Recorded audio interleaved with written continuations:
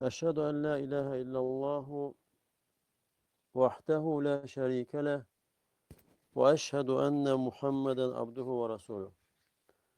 Yani büyük günahlardan 16-cısında qalmışıq. Şəhədətü zur. Yəni yalan şahidlik. Allah Teala buyurur Furqan surəsində: "Vellezine la yeşhedun zur." O kəslər ki, yəni yalan şahidlik etməzlər. Yalandan şahidlik etməzlər. Və əsərdə də gəlir ki, "Adələt şəhədətü zur bil işrak billah." Yəni yalan şahidlik Allaha şərik qoşmaqla yanaşı tutulmuşdur. Allah Teala buyurur: "Fectenibu ricse minel awthani vectenibu kavlez zur." Bütlərdən olan murdar şeylərdən uzaq durun və yalan sözdən, yalan şahidlikdən də uzaqlaşın. Yəni bu ayədə yalan şahidliklə bütlərdən uzaq durmaq ikisi yanaşı zikr olunmuşdur.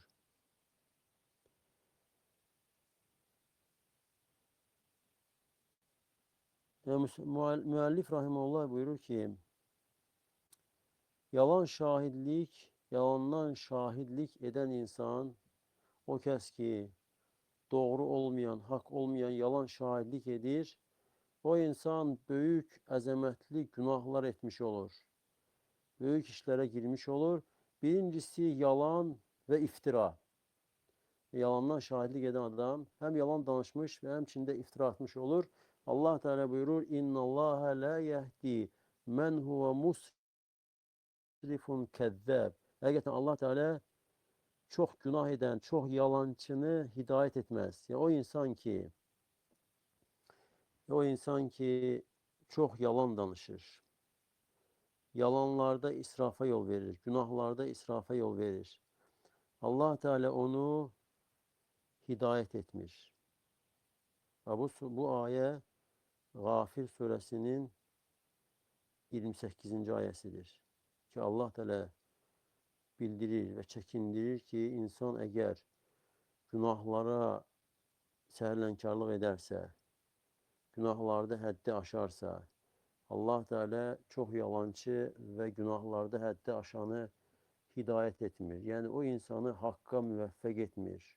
O kəs ki Allah Teala'nın qoyduğu hədləri aşır, haqqı tərk edir, batilə üz tutur və çox yalan edir, çox yalan danışır.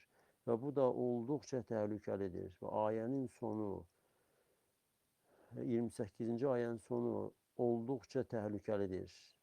O insan ki Allaha qarşı israfa yol verir, hədləri aşır, haqqı tərk edir, batillə üz tutur və həmçinin çox yalan danışır. O insanı Allah Teala doğru yola müvəffəq eləmir, doğru yola yönətmir, sırat-ı müstəqimə yönətmir. Yəni bu da çox çətin, olduqca çətin işdir ki, insan özü öz gücünə buraxılası olsa azır, zəlalətə düşür.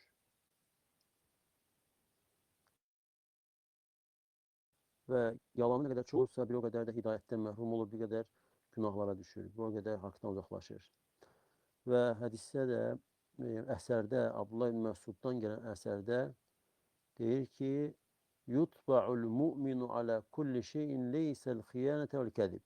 Yəni, müminin təbiətində hər şey ola bilər, insan təbiətində, fitrətində ola bilər, yalnız xəyanət və yalan olmaz. Yəni, bir insanda xəyanət və yalan varsa, o insan mömin ola bilməz. Və həmçinin mömin özündə olan iman, mömində olan təqva onu xəyanətdən və yalandan çəkindirir. İstər kişi, istər qadın olsun. Əgər iman varsa, həqiqi iman varsa, xəyanət eləmir və yalan da danışmır. Hətta zarafata olsa belə yalan danışmır. Və Allah Resulü sallallahu aleyhi ve sellem zarafata olsa belə yalan danışmayana cənnətdə ev zəmanət vermişdir. Kim zarafata olsa belə yalanı tərk edərsə, Allah da ona cənnətdə ev verər. Çünkü zarafatla insan yalan danışırsa sonra bu zarafat doğruya çevrilir ve insana günahlar asanlaşır. Yalan danışmak büyük günah, bu haram iş o insan için asanlaşır ve keçir zarafatsız yalana. Yalandan şahitlik eden insan ikinci büyük ettiği büyük işlerden, ikincisi düştüğü büyük günahdan, ikincisi kimin aleyhine şahitlik edirse ona zulmedir. Kimin aleyhine şahitlik edirse ona zulmedir ve hatta onun şahitliği sebebiyle o insanın malı götürülür veyahut da irz, namus, şeref, ləyaqətinə toxunulur və beləcə zalim insana çevrilir və məzlumla qabaq-qabağa qalmış olur. Üçüncüsü, kimin leyhinə, kimin xeyrinə şahidlik edibsə, ona da zülm etmiş olur. Ki, xeyrinə, leyhinə şahidlik edən adama haram malın çatmasına kömək edir. Onun şəhadətiyle, şahidliğiyle kiminsə malı götürülərək bu adama verilir. Və beləcə ona cəhənnəm vacib olur.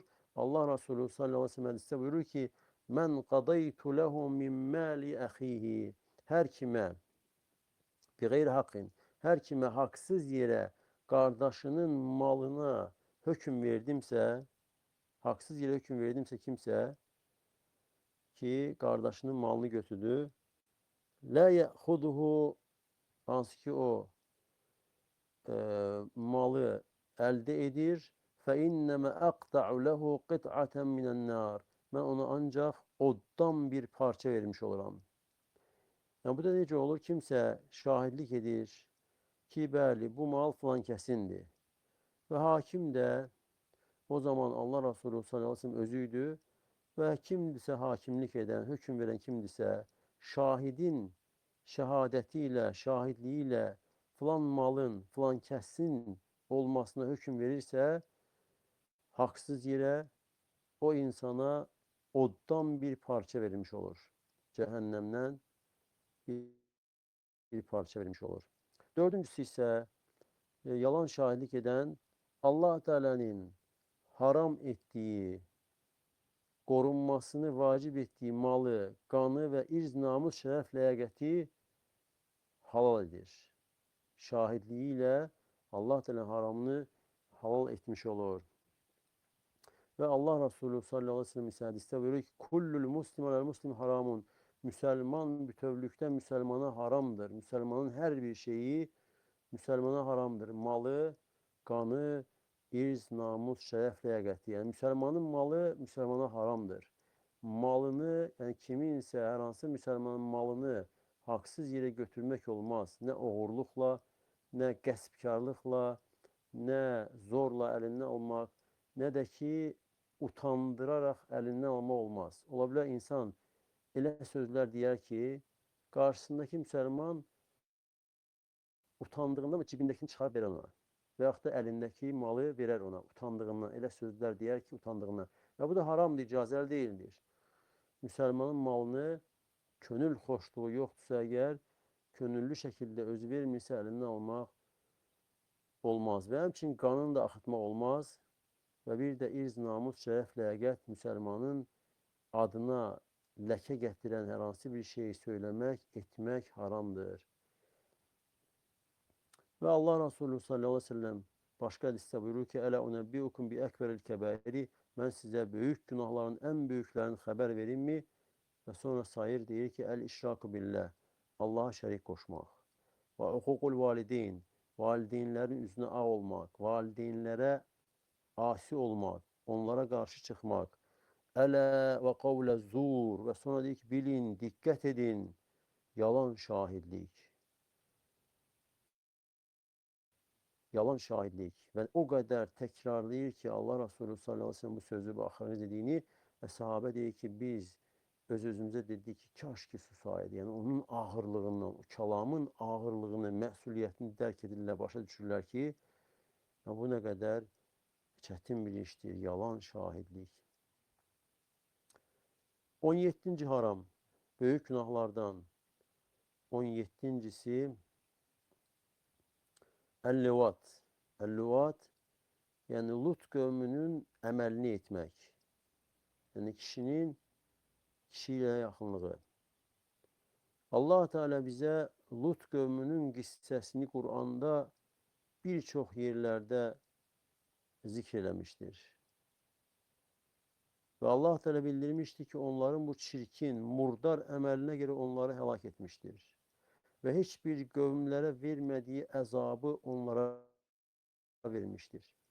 Ki, Lut qövmünün yaşadığı yer üzərlərinə daş yağır, diyarları tərsinə çevrilir. Yəni, onların yaşadığı yer altı üstünə çevrilir, tərsinə çevrilir. Və müsəlmanlar da icma ediblər ki, bu əməl böyük günahlardandır. Allah Teala buyurur Əş-Şuara surəsində Ətə'tûne zukrâne minel alemin. Siz alemler içerisinde erkeklere mi gelirsiniz? Ve tederûne mâ halaka lekum rabbukum min ezvâcikum ve Rabbinizin sizin için yarattığı zövcelerinizi terk edirsiniz. Bel entum kavmun adun. Əksine siz həddi aşan, Allah Teala'nın koyduğu hədləri aşan bir qövmsünüz. Ve müellif buyuruyor ki, bu Lut qövmünün əməli zinadan daha çirkin, daha murdardır. Ve Allah Resulü sallallahu aleyhi ve sellem hadiste buyurur ki, uqtulul fa'ile vel mef'ule bihi. Hem aktif tarafı ve hemçin pasif tarafı öldürün. Yani her ikisi öldürülmelidir. Bu şeriatın hükmüdür ki, məhkəmə ilə, qazinin hükmü ilə bunu edenler her ikisi de ölüm hükmüne layıktır. Ve yine Allah Resulü sallallahu aleyhi ve sellem buyuruyor ki, la'anallahu men amile amele kavmi Lutin. Lut kavminin əməlini edene Allah lanet eləsin. Allah'ın laneti vardır.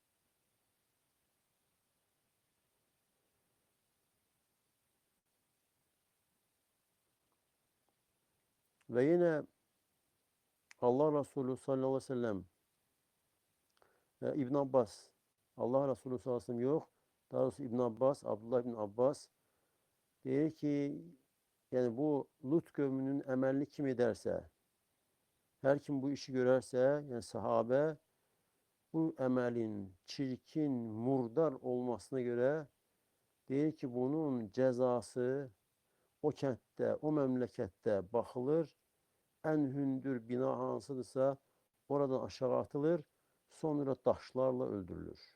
Yani o kadar çirkin, murdar əməl olduğu için sahabe bu derecede şiddetli bir cezanın ona verilmesini deyir. Ve İmam Şafii rahmetullah buyurur ki, Lut kavminin əməlini edenle zinakarın həddi eynidir. 18.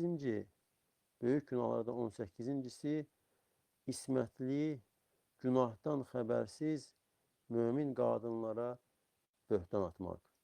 Allah Teala buyurur Nur suresi 23. ayədə İnnellezine yermunel muhsanatil gafilatil mu'minat. Həqiqətən ismətli, günahdan gafil ve mümin kadınlara her kim böhtan atarsa, yani o kəs ki böhtan atır, yani zina ile ittiham edirsə, mümin, ismətli ve günahdan gafil, yani günahdan, o haramdan, ona atılan böhtandan xəbərsiz qadına kim böhtan atarsa, lu'inu fid dunya vel ahira. Dünya ve ahirette lənətləniblər. Dünya ve ahirette lənətə düşər olurlar. Ve lehum azabun azim. Ve onlara əzəmətli, büyük azab vardır. Ve yine Allah Teala buyurur Nur suresi 4. ayədə وَالَّذ۪ينَ يَرْمُونَ الْمُحْصَنَاتِ. O kəslər ki ismətli qadınları, iffətli qadınları, yani böhtan atılır onlara.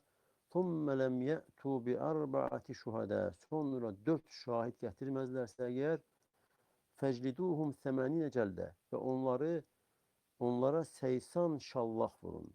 Yəni hər kim ismətli, günahdan qafil qadına böhtan atarsa və 4 şahidi olmazsa ona 80 şallah vurulur. Və Allah Resulü sallallahu aleyhi ve sellem hədisdə buyurur ki, İctənibus səb'al mubiqat, 7 həlak edici günahdan çəkinin və onlar arasında zikr edir. İsmətli, günahdan xəbərsiz, mömin qadınlara böhtan atmaq. Həlak edici günahlardandır. İnsanı həlak edir. İnsan dünya və axirətdə həlak olur. Kim ki, ismətli, günahdan xəbərsiz, mömin qadına böhtan atırsa. Və yenə Allah Resulü sallallahu aleyhi ve sellem buyurur ki, El-muslimu men selimel muslimune min lisanihi və yedihi. Əsl, həqiqi müsəlman o şəxsdir ki, müsəlmanlar onun dilindən və əlindən salamatdırlar. Və Muaz radiyallahu anhuya Peyğəmbər sallallahu aleyhi ve sellem deyir ki, ey Muaz, anan səni itirsin. Yəni bu dua bəddua kimi görsənsə də, lakin mənası qəsd olunmayan sözlərdən deyir, sanki çəkindirmək bildirir ki, bu işin nə qədər şiddətli olduğunu bilir. Və deyir ki, məgər insanları üzü üstə və bunları üstə cəhənnəmə atan onların dillərinin biçdikləri şey deyilmi? Həmçinin Allah Teala Əhzab surəsi 58-ci ayədə buyurur. وَالَّذِينَ يُؤْذُونَ الْمُؤْمِنِينَ وَالْمُؤْمِنَاتِ بِغَيْرِ مَا اكْتَسَبُوا. İster ki mümin kişilere ve mümin kadınlara etmediği günahlara göre eziyet verirler. فَقَدْ يَحْتَمِلُوا بُهْتَانًا وَإِثْمًا مُبِينًا. Artık onlar böhtan ve açık bir günah özlerine yüklüyorlar. Yani o kesler ki əziyyət verirlər. Çünki dillə deyilən şeylər, insanın dillə dediyi başqası haqqında olmayan şeylər demək möminə əziyyət verir. Və mömin kişilər, mömin qadınları eləmədikləri, etmədikləri bir işə görə günahlandıranlar, böhtan atanlar öz üzərlərinə böhtan və bir də açıq bir günah götürürlər. Açıq, aydın bir günah. Özlər özlərini yükləyirlər. Və Allah Resulü sallallahu aleyhi ve sellem buyurur ki hədisdə, Mən qadəfə məmlukehu bizzinə uqimə aleyhil haddu yevmil qiyamə. Hər kim öz köləsini, cariyəsini, kənizini zinada ittiham eləyərsə, zina böhtan atarsa, qiyamət günü ona hədd tətbiq olunar. İllə ən yəkune kəmə qal, yalnız əgər dediyi kimi olarsa istisnadır. Və burada hədisdə Peyğəmbər sallallahu aleyhi ve sellem deyir ki, kəniz, yəni köləyə, kölə qadına kim böhtan atarsa, yəni kim onu zinada ittihamlayarsa, əgər elə olmazsa qiyamət günü ona hədd tətbiq olunar. Əgər köləyə belədirsə, gör, azad qadına, ismətli, mömin qadına böhtan atmaq necə? Ənə mən qadəfə umməl müminin. Və sonra müəllif buyurur ki, və kim də möminlərin anası Ayşə radiyallahu anhaya səmadan onun təmiz olması, günahdan uzaq olması haqqında ayələr nazil olduqdan sonra Ayşə radiyallahu anhaya kim böhtan atarsa o kafir və Qur'anı yalan sayan birisidir və öldürülməlidir. Yəni hədd tətbiq olunmaqla o insan öldürülməlidir. İbn-i Qudəm el-Maqdisi rahimehullah buyurur ki, sünnədəndir ki, Allah Resulü sallallahu aleyhi ve sellem zövcələri möminlərin pak analarına ət-taraddi deyilir. Yəni radiyallahu anhunnə. Allah onlardan razı olsun. Yəni, o kəslər ki, onlar barəsində hər bir pisliklərdən bəraət gəlmişdir. Və onların da ən əfsəli Xuveylidin qızı Xədicədir və Sıddıqın qızı Sıddıq Ayşədir. Hansı ki Allah Teala öz kitabında, Qur'anda ona bəraət vermişdir, onu təmizə çıxarmışdır. Dünya və axirətdə Allah Resulü sallallahu aleyhi ve sellemin zövcəsidir. Və kim də onu Allah Teala'nın təmiz etdiyi uzak ettiği bir günahla böhtanlayarsa artık Allah'a küfür etmiştir. Ve İmam Nevavi Rahimullah yani ifk hadisesi hakkında olan hadisten faydalar çıkararak, hansı ki ifk hadisesi Ayşe radıyallahu anh böhtan atma hakkında bundan fayda çıkarır ve buyurur ki Ayşe radıyallahu anh'ın bu ifkten, böhtandan beraati, uzak olması ve bu da Kur'an ayesiyle, Kur'an'ın deliliyle qəti şekilde bir beraattir. Ve her hansı bir her hansı insan bu barədə şək edərsə, kafir, mürtəd olar, Müslümanların icmasıyla. Abdullah ibn Abbas ve başkaları demişler ki, lem tezni imra'atu nebiyyin minel enbiya'i salavatullahi ve selamu aleyhim ecma'in. Peygamberlerden, Allah Teala'nın peygamberlerinden hiçbir peygamberin zövcəsi hiç vaxt zina etmemiştir. Ve bu da Allah Teala'nın peygamberlere olan ikramıdır, hürmetlendirmesidir. İbn Kesir rahmetullah ya ondan evvel İbn Kayyim rahmetullah diyor ki Zâdül Me'ad kitabında imamlar ittifak ediblər Ayşe radıyallahu anh'a böhtan atanın küfrü barəsində. Ya İbn Kesir rahmetullah tefsirde buyurur ki Allah Teala buyurur innellezîne yermûnel muhsanatil gâfilatil mu'minâti lu'inu fid dunya vel âhire ve lehum azâbun azîm. Nur suresi 23. ayet. O kəslər ki ismətli, günahdan gafil, mömin qadınlara böhtan atırlar, onlar dünyada ve ahirette lənətləniblər, dünya ve ahirette onlara lənət vardır ve onlar için əzəmətli, büyük bir əzab vardır.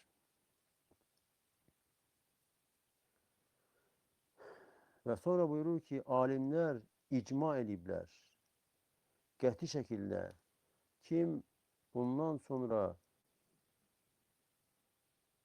onları təhkir ederse,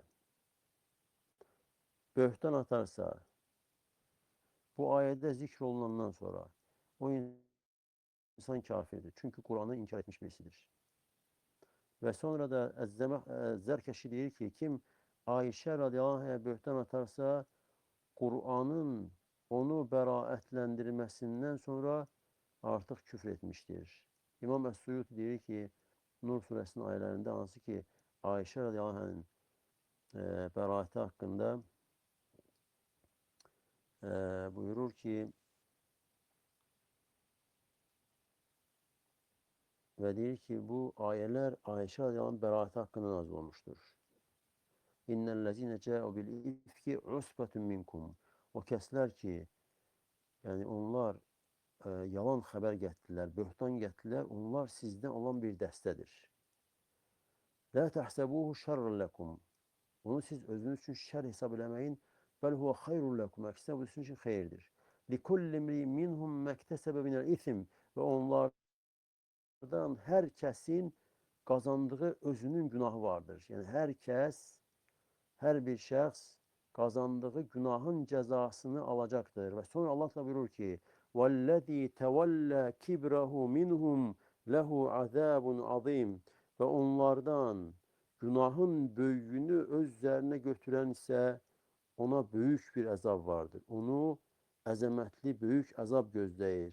Ve kim günahda başta giderse, her hansı bir fitnede başta giderse ona büyük azap vardır. Ve bu ayet hakkında İmam Suyuti diyor ki bu ayet Ayşe radıyallahu anh'ın beraati hakkında, ona atılan böhtandan beraat hakkında nazil olmuştur. Ve alimler de bundan delil götürürler ki kim Ayşe radıyallahu anh'a böhtan atarsa, Kur'an'ı yalan saydığına göre o insan öldürülür.